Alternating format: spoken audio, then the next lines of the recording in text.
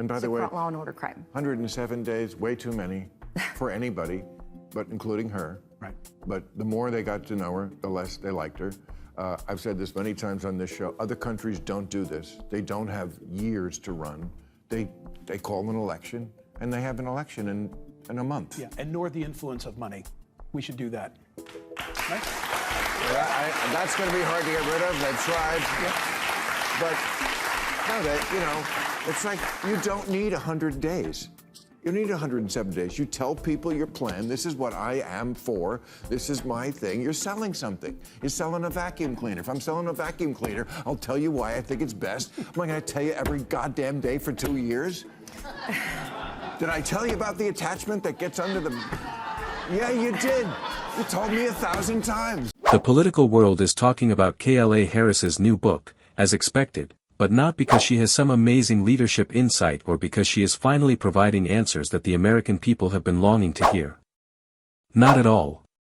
This is because, once more, she is rewriting history, making excuses, and hoping that her revisionist version of events will be accepted. To put it mildly, Bill Maher was not amused. On live television, he jumped right in and completely dismantled her reasoning. To be honest, he wasn't mistaken. This is the thing.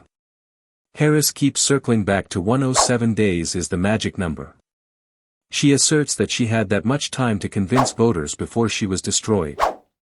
She said there wasn't enough time.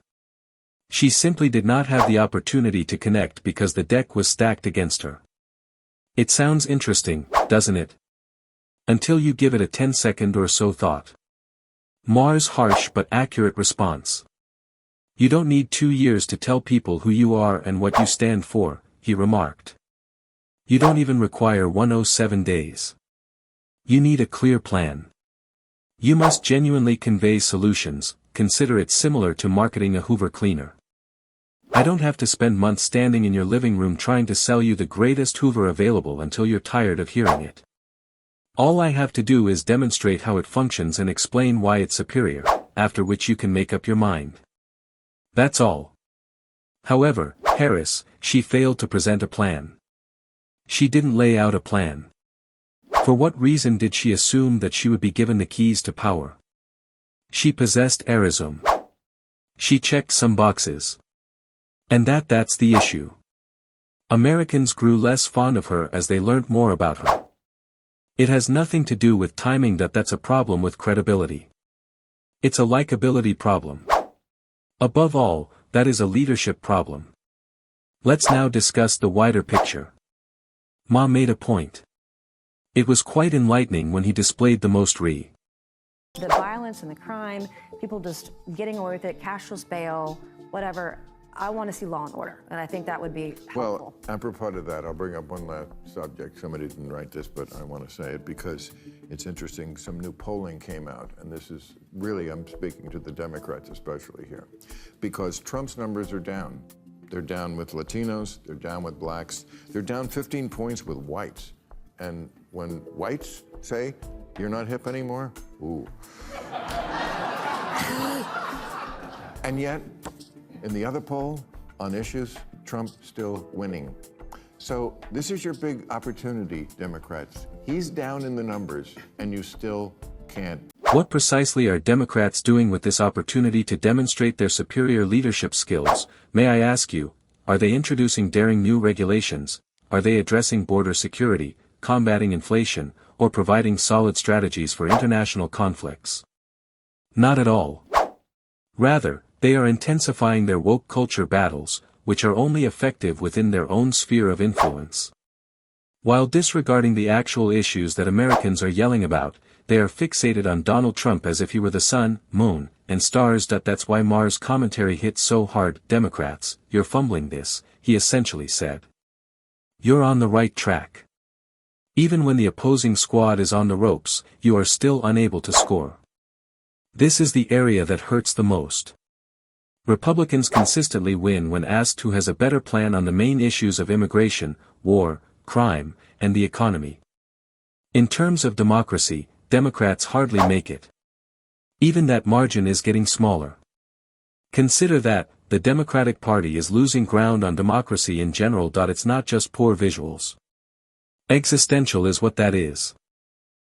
When they ask who has a better plan, Republicans crushing it on crime, immigration, wars, the economy, even corruption. Democrats win by 2 points on respect for democracy. Now, some of this is just because people are stupid. 2 points on respect for democracy. Democrats win on healthcare, environment, women's rights, respect for democracy. But on those issues, I bet you that are the big ones that they vote on more: crime, immigration, wars, economy, corruption. So that's the. And poll numbers aren't the only factor here. It has to do with identity.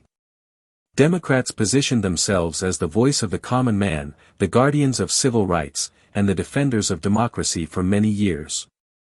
However, voters no longer believe it because of identity politics, virtue signaling, and ceaseless internal strife. Rather than providing consistent leadership, the party has become a firing squad. Everyone is battling with one another. Nobody is paying attention to the fundamentals that truly matter while everyone is chasing Twitter kudos, American families. And the result, they are no longer trusted. They see a party that only opposes Donald Trump and nothing else. It isn't a vision. Desperation is what that is. Kamala Harris is the ideal representation of this issue.